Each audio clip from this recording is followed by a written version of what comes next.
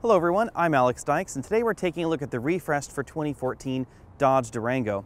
The Dodge Durango is kind of a crossover vehicle. It's also kind of a traditional SUV. It is a rear-wheel drive vehicle, but it has a unibody platform now in this generation of Dodge Durango, making it sort of a crossover and sort of a traditional SUV. With an introduction like that, we probably ought to go over what exactly the Dodge Durango is.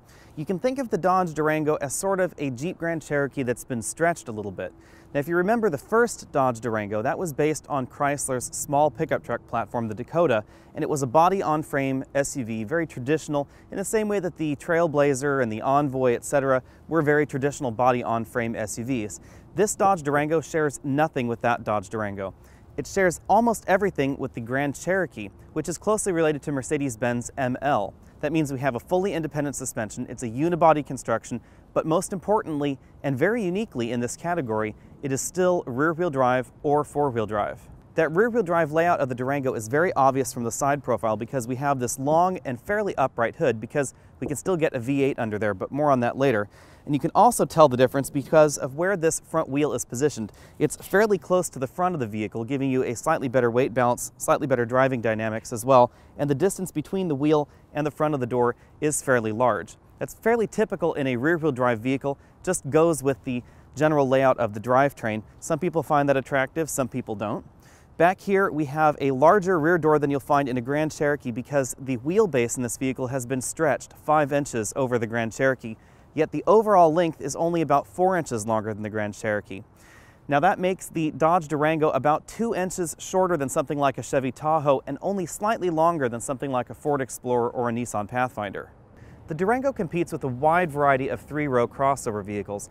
These are on the larger end of the spectrum, so things like the Ford Explorer, the General Motors Lambda triplets, which would be the Traverse, the Enclave, and the Acadia, hope I got those right, as well as something like a Nissan Pathfinder, a Honda Pilot, and a wide variety of other entries from Kia, Hyundai, and pretty much everybody in between. It also is going to compete with the brand new Toyota Highlander, which we haven't seen, but we hope to have that video up very soon.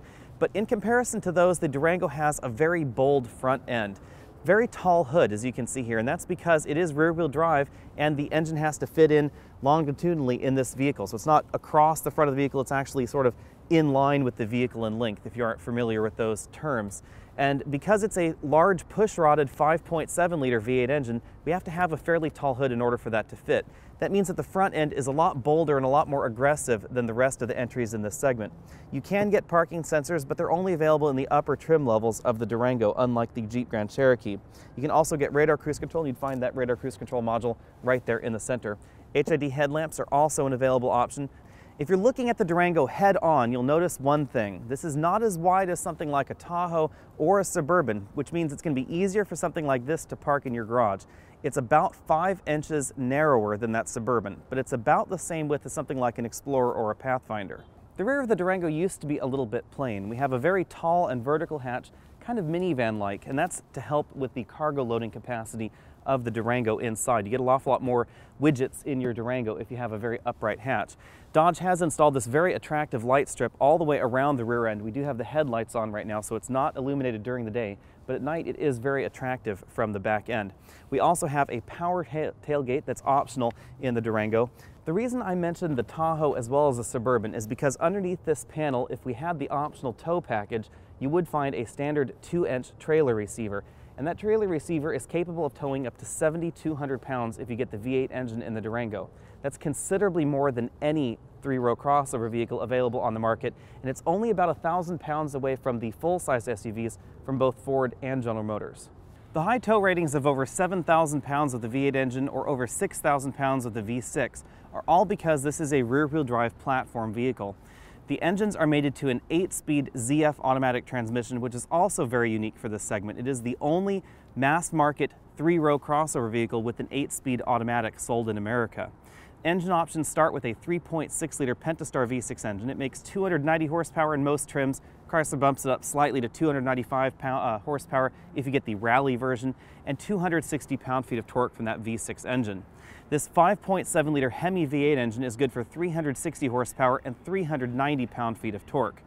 It is, of course, rear-wheel drive by default in all trim levels, but you can opt for an all-wheel drive system. It's a little over $2,000, and they're two different all-wheel drive systems. The V6 model gets a full-time all-wheel drive system, no options, no button or knobs to piddle with, 50-50% power split front and rear. If you get the V8 engine, then you get a different transfer case, and that is a part-time all-wheel drive system. By default, all the power goes to the rear unless the vehicle senses some wheel slip, in which case it will engage a clutch pack and send power to the front.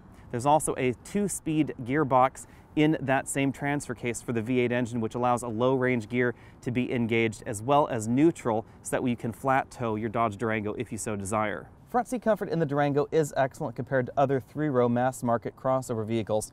We're in the limited model, so we have cushiony leather seats, but one thing that I'd like to point out is the fact that these seat bottom cushions don't have a definite hump to them in the middle. That's something that I've complained about in recent Chrysler seat designs. That's thankfully not happening here in the Dodge Durango. We do have a tilt telescoping steering column in every model of the Durango, but I'm over here in the passenger seat for a very important reason. That's because in our limited model, as well as the Citadel trim, we have a power front passenger seat with the same range of motion as the driver's seat. So we have this multi-way power adjustment right here and a 4-way adjustable lumbar support, which I really like. On the downside, however, if you opt for the limited or the Citadel models where you get this power passenger seat, this front passenger seat does not fold flat like it would in the lower models of the Durango. So if you have the SXT or some of the other models of the Durango, you can actually fold this front passenger seat flat, you can fold the middle row flat, and you can fold the back row flat, and you can stick really long items inside your Durango. It's a very handy feature. Unfortunately, it's just not compatible with this power passenger seat. Our Durango Limited model is equipped with the 6-passenger seating option, which does delete this middle third bench seat. These front captain's chairs are very comfortable for a 3-row crossover vehicle, and they do recline with this little handle right here. That handle is also how you flip and fold this second row forward. First action is with that one lever, and then there's this little red thing right there to allow you to pull that seat up so you can get in and out of the third row in the Durango. This does mean that unlike something like a Nissan Pathfinder, you cannot keep a child seat in this seat and still get in that third row, but it is fairly easy to get back there. These seats are also just a little bit more comfortable than the standard 3-across bench seat in the middle. This 2-across styling in the middle gets us a fixed center console with a fairly deep storage cubby there. Ours has microphones in there because we have the rear seat entertainment package. This same center console is also openable from the third row in the back. You just press a little button there and it flips up the other way so people in the back can still get in that little storage cubby. In a reversal of things, I have moved this front seat all the way back in its tracks so you can see what it's like. I still have a few inches of legroom left there. I'd have a little bit more if we didn't have this fold-out rear seat entertainment system in the seat, so it is something to keep in mind. We also have air vents back there and 2 USB charging ports. If I move back over to this other seat, this front seat was adjusted for me at 6 feet tall. As you can see, I have quite a bit of legroom left there. If you're looking for more legroom, there are a few other entries in the mid-sized crossover segment that offer a little bit more, but not that many. Most importantly, we have about the same amount of legroom in the Durango as we do in full-size SUVs. The only limitation is in headroom. The Durango gets a slight headroom reduction versus some of those other full-size SUVs, but it's not as much as you might think. It's only about 3/4 of an inch or so. And that's because if you're looking at a full-size SUV, they're typically body on frame, and that means that between the ground and the interior of the vehicle, there's a frame which can occupy up to about 6 or 7 inches or so depending on the vehicle. And that means that even though they're about the same size on the outside, you don't get as much room on the inside. I'm 6 feet tall, as I said, and I have about 2.5 inches of headroom left, and we're in the sunroof-equipped model, so that is something to keep in mind. Now let's hop in the third row. Most 3-row crossovers save their hardest and their nastiest plastics for the third row.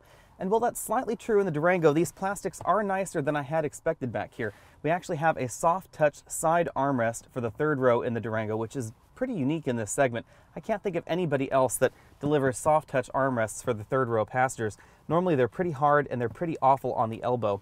We still have plenty of hard plastics back here, so it will remind you that you are in a mainstream crossover vehicle, not a luxury 3-row crossover vehicle like an Audi Q7 or anything like that.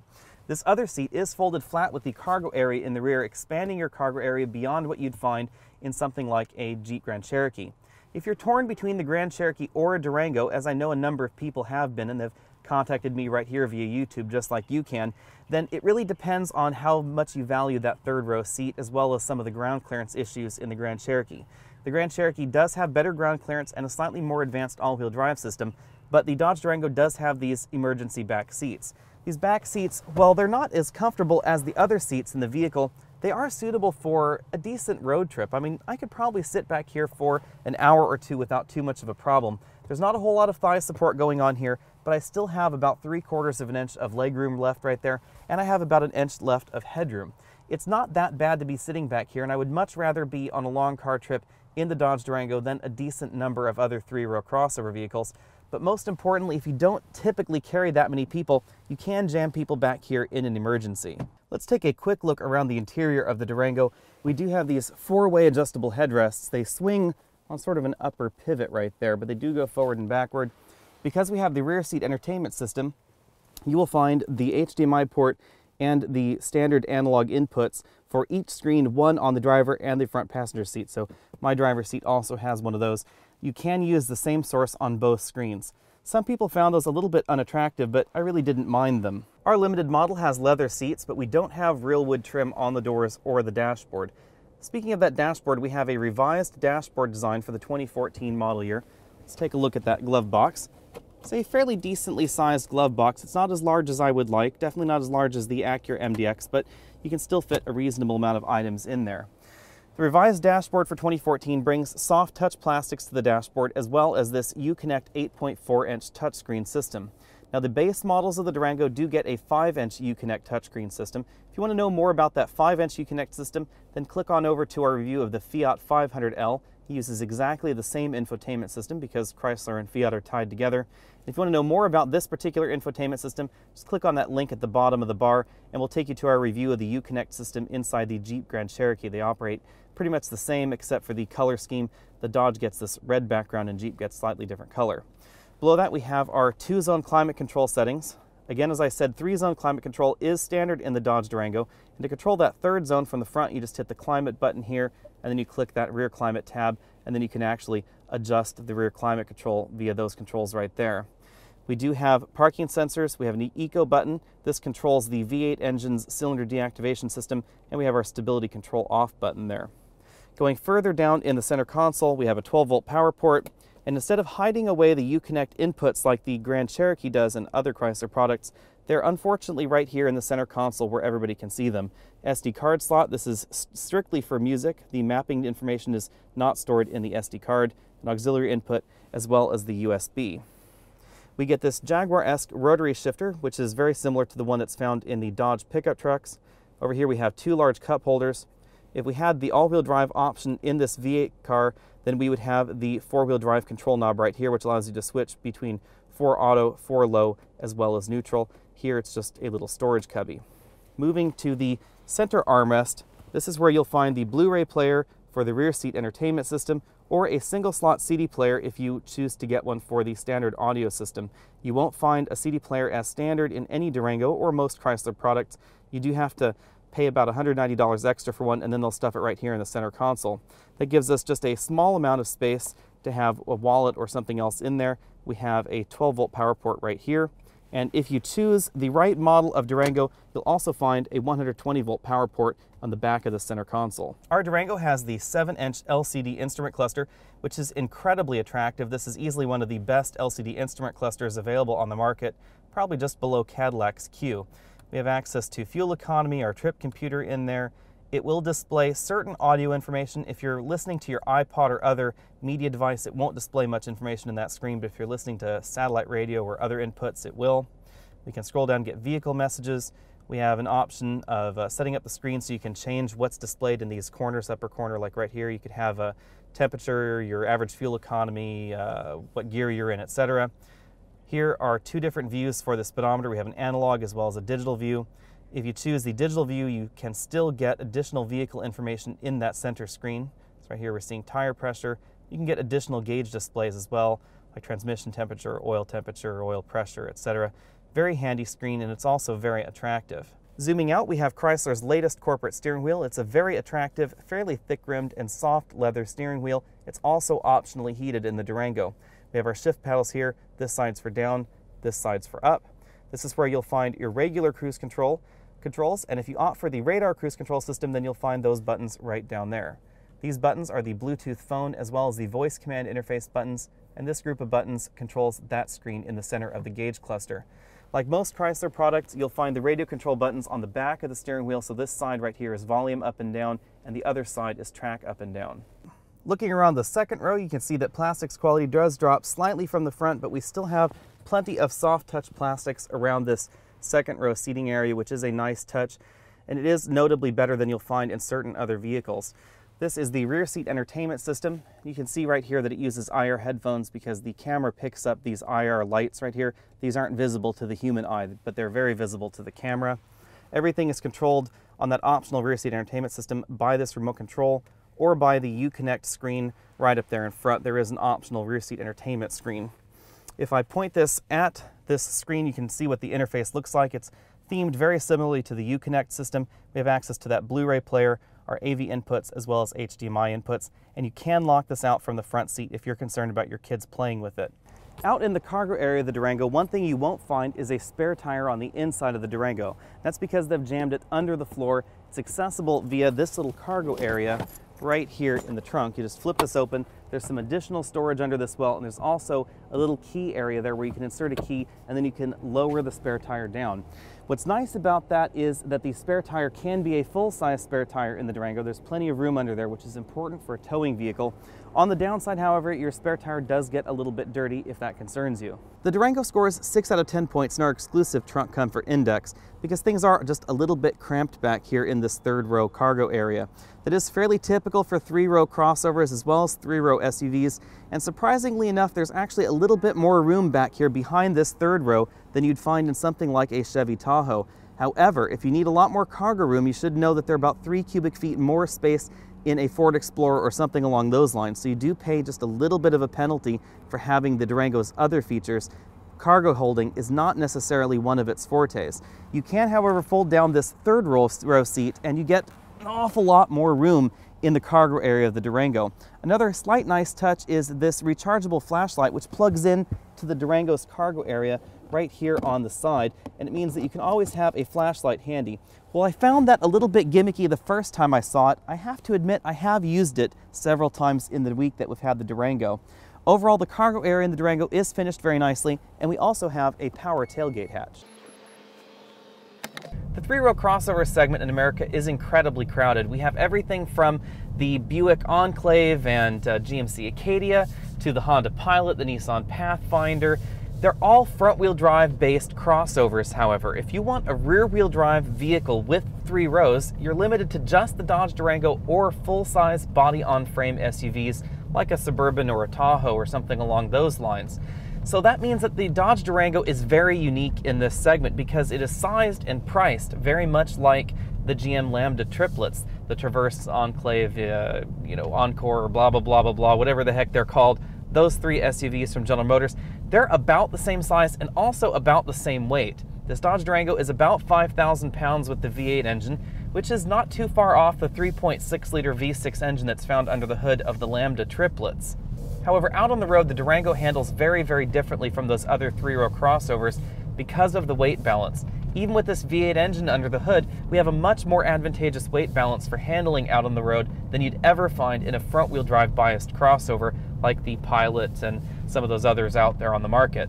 We also have the ability to have a V8 engine in this vehicle, and because we have a V8 engine and an 8-speed automatic transmission that's found in Ram trucks, as well as strangely enough Bentley and Rolls-Royce models, this transmission is capable of towing. So we have 7,400 pounds of towing capacity, which is about 50% more than you'll find in something like a Ford Explorer, which is a 3-row crossover that has its engine up front and has a 6-speed automatic transaxle.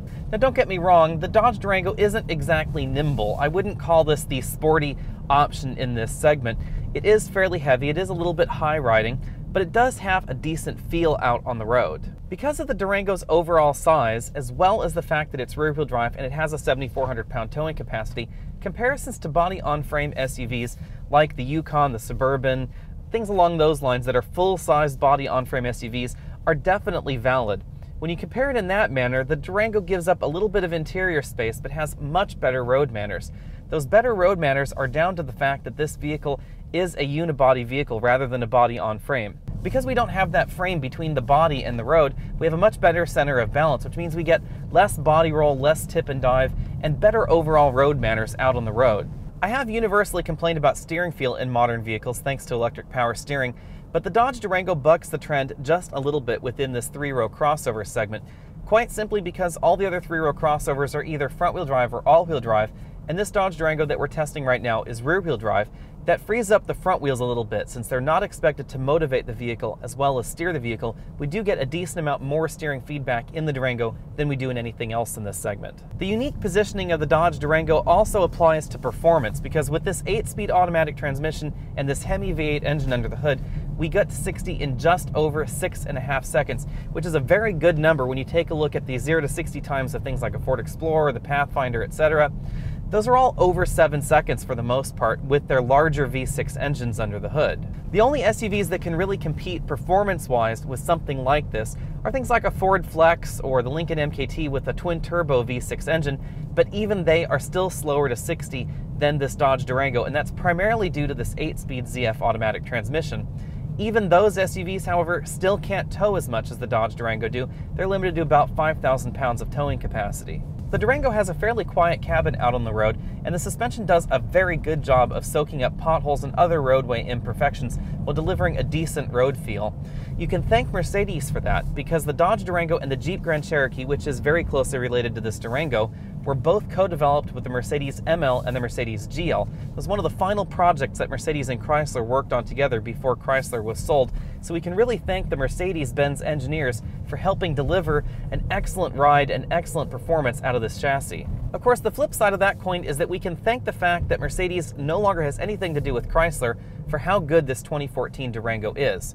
Previous versions of the Durango either used a Chrysler 6-speed automatic transmission, which had some fairly odd gear ratios, or a Mercedes 5-speed automatic transmission that had a fairly narrow ratio band, some odd gear ratios, and it was fairly slow shifting as well.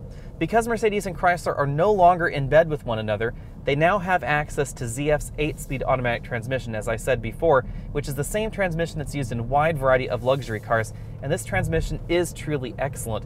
Very fast shifting, has a very broad gear spread, and the gear ratios are fairly evenly spaced, which is very important in terms of performance. The Durango is without a doubt the driver's choice in this segment, whether you get a rear-wheel drive model or an all-wheel drive model. I am a little bit sad that Chrysler did not choose to fit the air suspension system from the Jeep Grand Cherokee into the Durango, but I can kind of understand how that would be, as it might cannibalize some of the Jeep sales. Still, however, fuel economy is a bit of a problem for the Durango, because this is a fairly heavy SUV and it has a fairly large V8 engine under the hood. We've been averaging between 17 and 19 miles per gallon, which isn't too bad.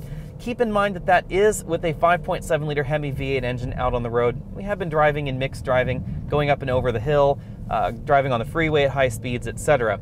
The V6 engine does deliver a few more miles per gallon, and the city miles per gallon in this Hemi-equipped model is fairly atrocious at 14 miles per gallon. I must temper that with the reality that most crossovers that we've tested fail to get anywhere near their EPA average mile per gallon ratings in our tests. Perhaps it's because of the rear-wheel drive layout or the V8 engine or just the overall size of the Durango, but I find myself drawing more full-size SUV comparisons than comparisons to things like a Toyota Highlander or a Kia Sorento along those lines. I'm not sure if that's good or bad, because I really like the Durango and I would probably own one of these before I own something like a Toyota Highlander. But the full-size comparisons seem doubly valid for me because of my towing use. I use my own SUV for towing quite frequently, and that is an important consideration for me. The base Durango, which is the SXT model, starts at $32,195. That would get you the 8-speed automatic, 3-zone automatic climate control, and 7 seats on the inside. Our limited model here started out at $38,395, but with all the options that we have selected here, the V8 engine, the rear entertainment system that's back there, the 2 LCDs in the back seats, our price tag bumped up to $45,125 as equipped. If you check all the option boxes on a Durango Citadel with all-wheel drive, then it will top out at $51,515. Overall, the Durango's pricing is fairly in line with the competition. It is going to cost you a little bit more than some of the discount brands like Kia's Sorento, but keep in mind it is a decent amount larger than that Sorento. Likewise, this does ring in less expensive by a decent margin than something like a Yukon or some of the Ford or Nissan full-size SUVs, but again, keep in mind that those are slightly bigger than this Durango. That brings me neatly to, would I buy a Dodge Durango? And yes, I actually would. The reason is because it can actually tow something. Most of those entries out there in the 3-row crossover segment aren't very good at towing. Even though a Pathfinder has a decent tow rating, The first gear is too tall in that CVT, and I just didn't like the way that CVT actually towed in terms of long-term towing ability. Same thing kind of goes for the Ford Explorer. Its low gear isn't exactly low, and its high gear isn't exactly high, so this transmission has a better ratio spread for V6 towing especially, and V8 towing, there's really no competition currently available in this segment, not to mention the fact that this can also tow about 2,400 pounds more than a Ford Explorer. When you take a look at this versus something like a full-size SUV, something along the lines of that Chevy Tahoe that I keep bringing up, the Durango makes a good proposition as well.